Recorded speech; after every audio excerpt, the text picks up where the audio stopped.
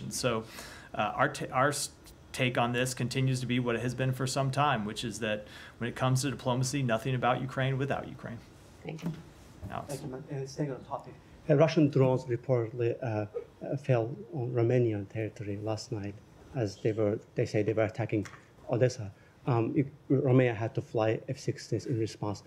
How much do you know about it, and what's your response? So my understanding is that the government of Romania is conducting an investigation into this matter. We have full confidence in that investigation into the explosion near their border with Ukraine, and we commend them for the professional and deliberate manner in which they are conducting it.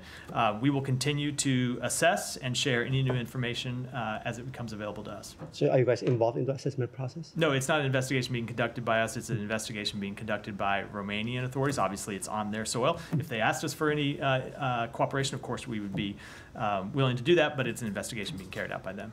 Thank you. Moving to Iran, yesterday marked 90 days since the Mahsa Act became the law of the land. You guys were supposed to provide us a report, unclassified report, determining those who were supposed to be sanctioned in Iranian leadership.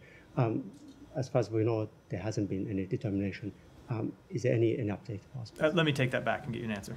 Yeah. On Georgia, we heard from the State Department officials yesterday on the Hill. They were talking about some measures that they are planning to take.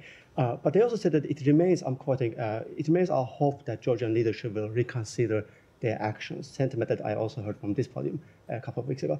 Well, we're talking about the same regime that is like galloping away from the European values. They're talking about even they're waiting you out according to their latest statements, and they're talking about Trump administration will come in and everything will become bright for us.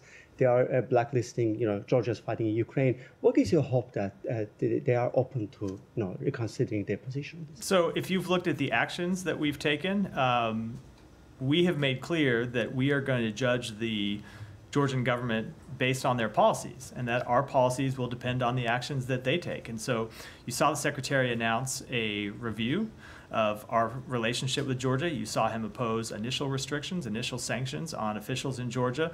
That review with Georgia continues. Now, we are always hopeful that any country that starts to backslide on a path towards, backslide on democratic measures or backslides on European Atlantic integration, we're always hopeful that they will change course, especially when you see the people of that country saying that they want to change course. But at the same time that we hope that they will make a change, we develop our policies around the very real contingency that they might not, and that's what you've seen us doing. Speaking of the actions that you have taken so far, is there any consideration in this building to shift the strategy in terms of naming the names? You did come up with sanctions, but Georgian people also saw that you did host their foreign minister here, you hosted their spy chief here, some police officers who actually were involved in the cracking down on opposition leaders. They were actually part of 4th of July event in Tbilisi. So maybe is there any consideration to shift that policy? To naming names from the visa restrictions that we have imposed, for example, it's not a question of strategy, it's a question of law, and we are by law not allowed to release the names of people on whom we've imposed visa restrictions. You did name four prosecutors last year when they... It depends on what you're talking about. The recent restrictions that we have imposed have been visa restrictions, and under United States law, we are not allowed to name those people on whom we've imposed those restrictions. Is it fair for us to expect a second tranche soon? I don't as always, I don't have any announcements about any measures before we impose Did you it. name an Israeli guy and visa restrictions? We did, and if you look back at I discussed this extensively the day that we announced that. It was because that individual was sanctioned under a different law. He was sanctioned under the law, under the State Department authorization, or I think it's State Department Appropriations Act, which allows us to name individuals. But when we sanction people, when we impose visa restrictions under the authority given to us under the Immigration and Nationality Act, we are required to keep those names confidential. So it depends. There are different sanctions authorities and different provisions of different law, and they give us different. We are with respect to the visa restrictions contained in the Immigration and Nationality Act, which are the relevant ones here. We are barred from doing so.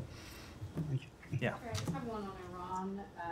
CBS has reporting that yesterday there was a rare principals committee meeting at the White House